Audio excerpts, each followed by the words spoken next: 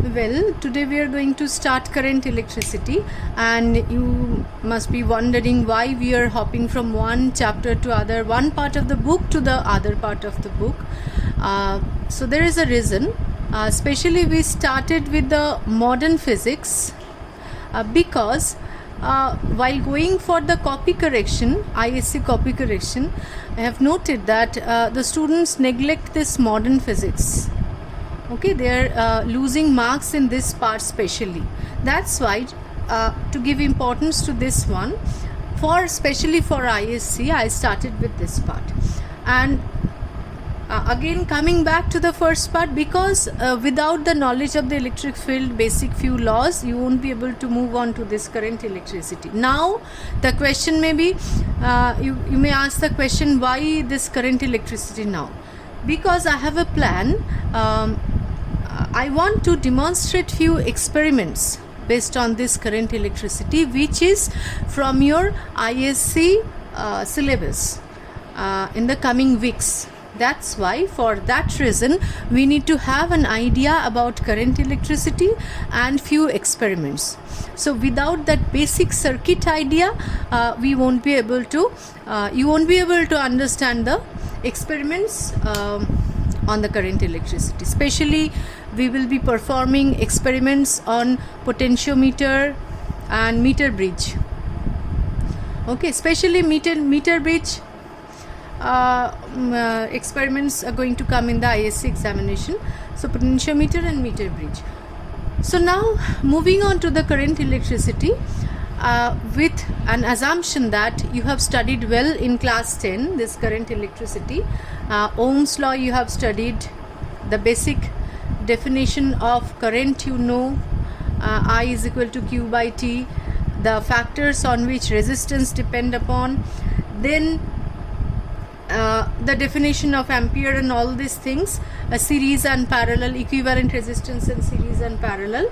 I hope all of you know this. So let me move on straightway move on to the part that those are especially those parts which are new for this class 12. So let me start with one thing. We know about this current. Current has a magnitude, and we know that current has a direction also. From the outside the battery, it moves from positive to negative, and suppose this is I1 current, I2 current, they have direction, and this I3 we show it with direction, but we don't treat current as a vector quantity. Why?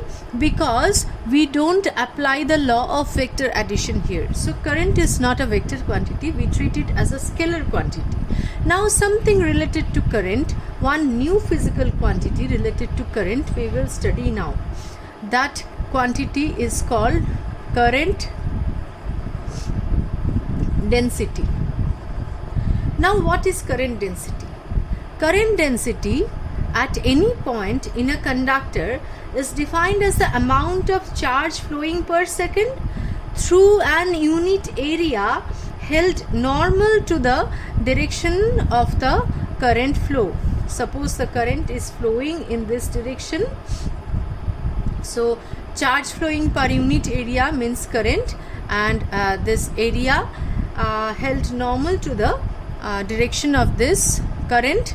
So current density is given by I by A. Now this current density J is treated as a vector quantity. How? Let us try to understand. Now suppose if the area is not perpendicular to this area, area is not held normal to the direction of current, then what will happen? Suppose we have an area like this at an angle theta. So area vector, as we know, as we treat area as a vector, if this is the area, this is a vector perpendicular to this is the area vector. In this case the area vector is in this direction, and the angle between the current and the area vector is theta. Then this, we take the component of the area which is perpendicular to this flow of current. I mean the area vector which is along the direction of the flow of current. area is perpendicular to the flow of current, component, this area vector is along the direction of the current, then J will become, the general expression of J is I by A cos theta. Okay, now we can write from this equation, we can write J I as I is equal to J A cos theta. Now if you remember the dot product here, we can write current as a dot product of J and A. So J dot A, I is equal to J dot A. So J is a vector quantity, area is a vector quantity. This equation shows that electric current being the scalar product of current density and the area. These are the two vector quantities. Now what will be the SI unit of current density? SI unit of current density is again ampere meter to the power minus 2. Okay. Now a current I flows through a particular surface. If a current I flows through a particular surface S in a conductor, then the flux of J, the surface area is S, the flux of J through that surface and is given by the surface integral I is equal to surface integral of J dot ds. Okay, later on when we come to the go to the electric flux and magnetic flux, again you can relate with this. We'll start with the Gauss's law soon. So current is the flux of this as a expression of current through this is a flux of J through that surface area. This is one more thing. Now two more things to add here. The definition of conductance, if you remember, conductance of a conductor is the reciprocal of resistance. G is 1 by R and SI unit of conductance is ohm inverse. Short question answer may come from this, or mho or Siemens. Okay, now like resistivity, we have conductivity also. Conductivity is denoted by this sigma and it has a unit ohm inverse, meter inverse. Okay, now we are going to discuss the different carriers of current and the mechanism of current flow in a conductor.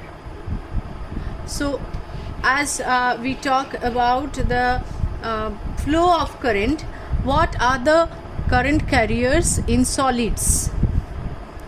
In solids, in metallic conductors especially, electrons are the charge carriers. And what about the charge carriers in liquid?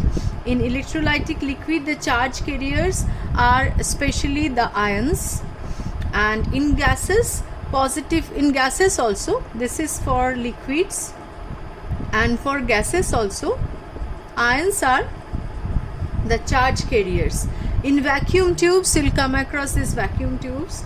The free electrons emitted by the cathode also acts as a charge carriers. Now, while studying the mechanism of flow of charge, flow of a current through a conductor, especially in solids, metallic conductors. So we'll concentrate on solids now. We'll try to understand the flow of charge electrons through these conductors. So in conductors, what do we have? We have lots of free electrons. As the electrons are free, we are left behind with positive ions. So at at room temperature, especially at room temperature, the electrons are moving randomly. They are moving in any direction. They are colliding with the ions, they are moving around.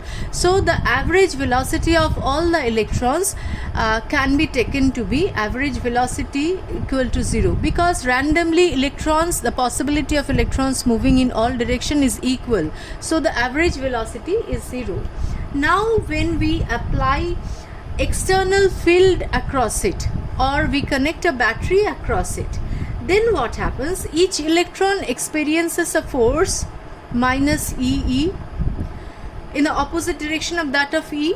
Since the electron has a negative charge, so it experiences an acceleration also. This is the force, we are applying external force, so they experiences an acceleration. What is the acceleration here?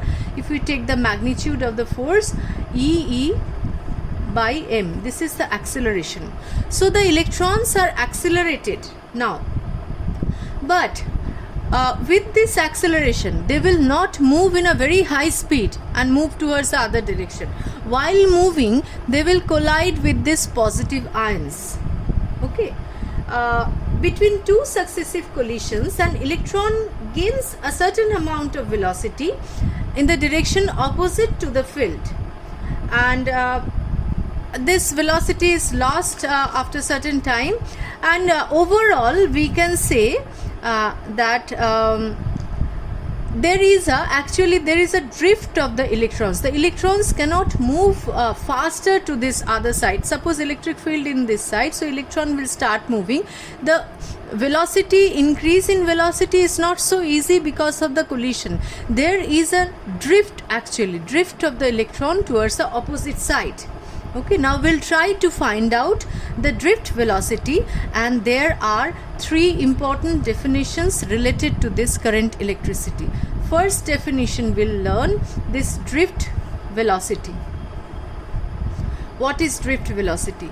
So with this acceleration that we determine, this acceleration EE by m, let us consider one particular electron, our first electron, which was moving initially before the field was applied, which was moving initially with velocity u1.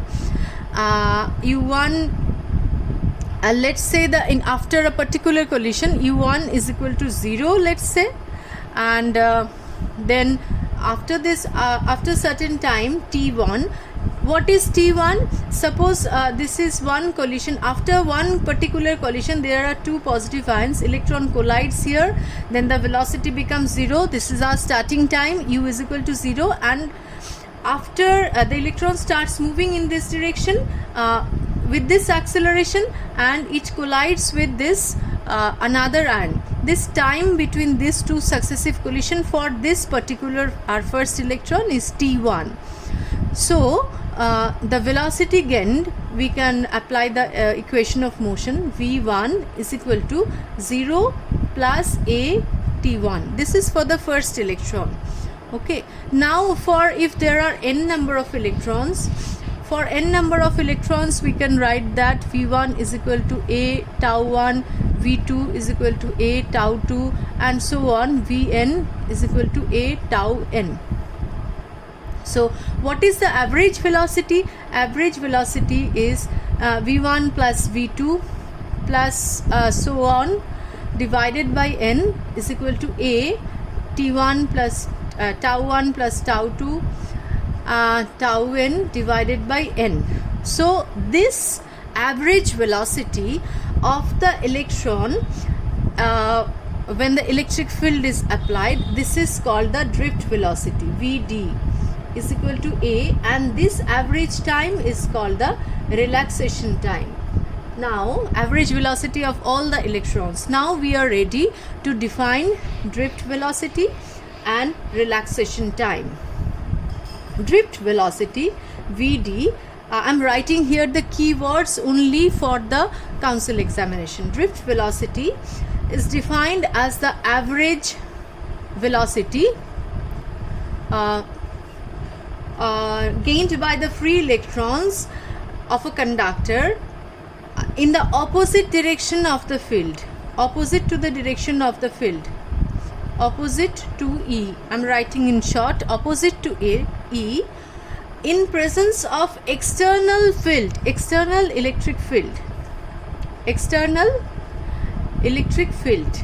So these are the keywords: average velocity, opposite to E, and in presence of external electric field. So average velocity must be a constant velocity. So when you are defining this, these three keywords must be there.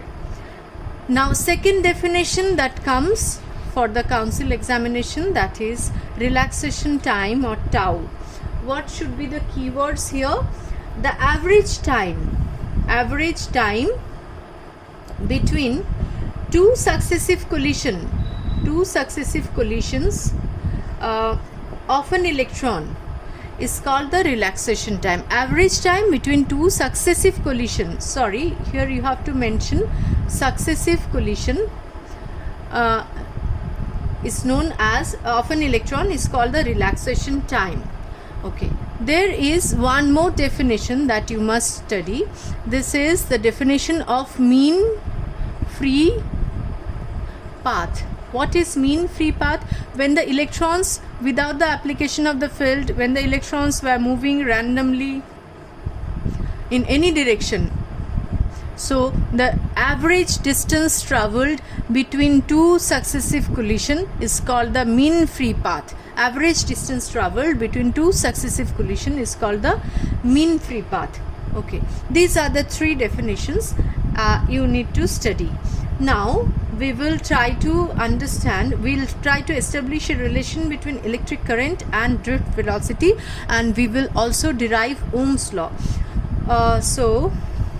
Relation between electric current and drift velocity. Let me draw a schematic diagram of a conductor here.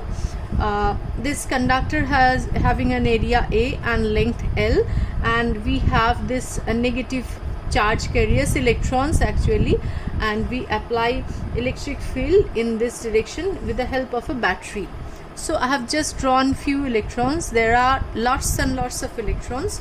So conventional current is definitely opposite to the flow of the electron, and electron is flowing in this direction, field applied in this direction.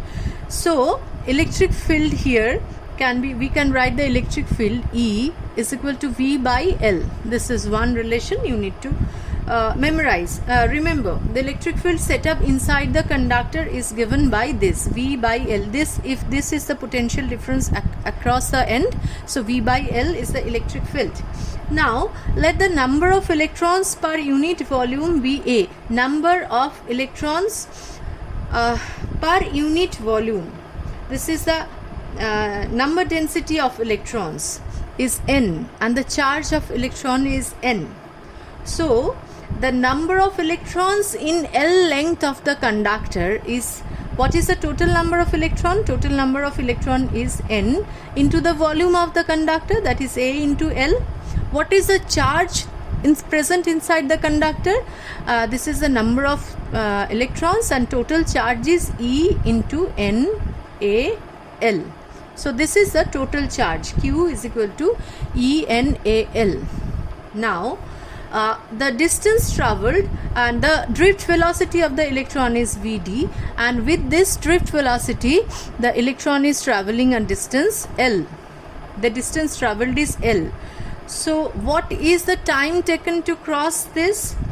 Time taken to cross this will be T is equal to distance by velocity. This is the time taken. So what will be the, how to define current? I is equal to, we have time is equal to L by Vd, and we have charge is this. What is current? I is equal to Q by T, that is E A N L by L by Vd, and rearranging and cancelling this L, we get I is equal to N E A Vd. You must remember this equation. Okay, and what is the expression for current density then? I, J is equal to I by A, so it's N E Vd. Once again you need to remember this. Fine. Now with this equations we'll derive this Ohm's law using this one also. We will derive Ohm's law, and for that we need this equation J is equal to N E Vd. And now as you can see that we in the previous case we have seen that Vd is equal to A tau, but A is equal to E by M, into tau. This part you may feel a little bit boring because there are lots of equations you have to remember, but trust me, there are lots of short questions that come in the final examination. You'll get lots of numericals and short question, 2 marks for numericals, 3 marks numerical, and short question of 1 mark each may come. So you have to read it precisely. So deduction of Ohm's law we are coming. So this is the drift velocity. Now we have the current I is equal to NEA VD. So we'll put the value of VD here, NEA into EE by M into tau. Okay, so this is one part we are getting, and for E we will substitute the value V by L. Instead of E we will write V by L. Now we will rearrange it a bit. N E square tau by M into A by L into V. Okay, now we'll transport this into this side. So we have V is equal to M by N E square tau L by A into I. Now from this last part we can say that I'm writing this again. We can say V by I is equal to M by N E square tau L by A. So this, look at this whole thing, mass of electron, this is constant, charge of electron, this is constant, number density varies from one material to another, this is also constant, length of a given conductor is constant, area also is constant. So this whole thing, this tau is also constant. We will try to understand each and every factor separately. As of now, V by I, this whole thing in the right side is constant. This constant is your resistance, is a constant called R. So here we have R equal to the value of R. We are getting R is equal to M by N E square tau into L by A. Now can you identify this? We have our previous equation, whatever we have studied in class 10, R is equal to rho L by A. From this equation we can see that rho is equal to M by N E square tau. Now let us try to understand the factors on which R depends. R, first of all, R is directly proportional to L. We have studied in class 10. So R here is directly proportional to L. R is inversely proportional to area. Proved. The third factor is R increases with temperature. Now if we come to this relaxation time means time between two successive collision. So this time between two successive collision decreases.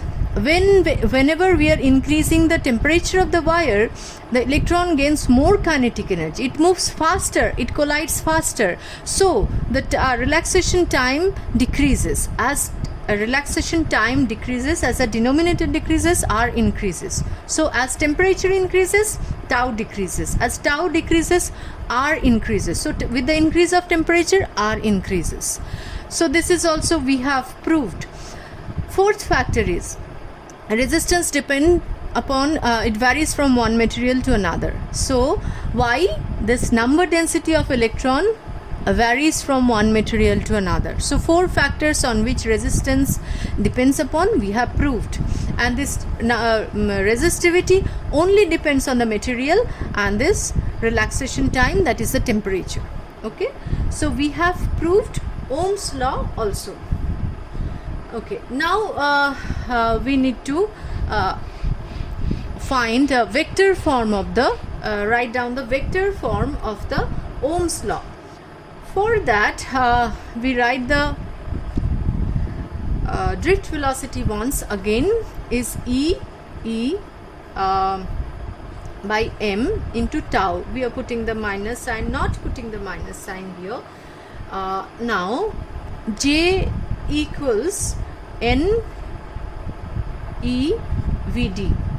Okay, now Vd has the value this, so we are having J equal to n e square tau by m into e. But if you remember, m by n e square tau, m by n e square tau, right now we have proved is rho. So inverse of that, inverse of resistivity is conductivity. So we have our vector form of Ohm's law. J is equal to sigma E. And whenever you are asked to write the vector form of Ohm's law or any other equation containing vector, take care that both the left hand and right hand side is containing vector sign on top of it. Vector equation must be complete. Without putting the arrow on one side, you will be losing marks. So this is the vector form of Ohm's law. Now we will move on to next day. We will start with a few numericals based on this current density and all we'll discuss, but now let us try to understand one more term related to current electricity, that is called mobility of charge carriers, or here mobility of electrons, charge carriers. So what is mobility of charge carriers?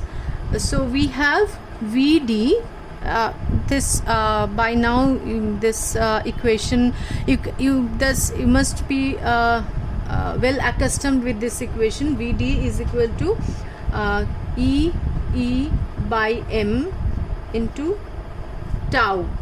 Vd is equal to a tau. From this equation we get this. So mobility is defined as mobility mu equal to Vd by E. From here we can write E tau by m. This expression, in this expression, E is a constant, tau is a constant, and m is a constant for a particular temperature.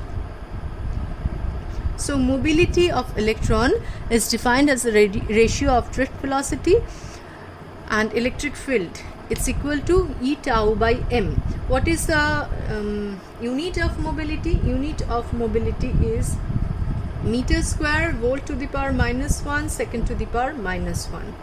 Okay, now what else is left in this chapter? In the next part we will discuss the temperature dependence of resistivity, and temperature, this coefficient of resistivity, temperature coefficient of resistivity, and how it varies from conductor to semiconductors to alloys, and this variation also we'll study. In the next part we'll study equivalent circuits for series and parallel, and after that we'll move on to the experimental part, the reason why we started this chapter. Okay, now please study all these things, get accustomed with all these things, and till then, goodbye.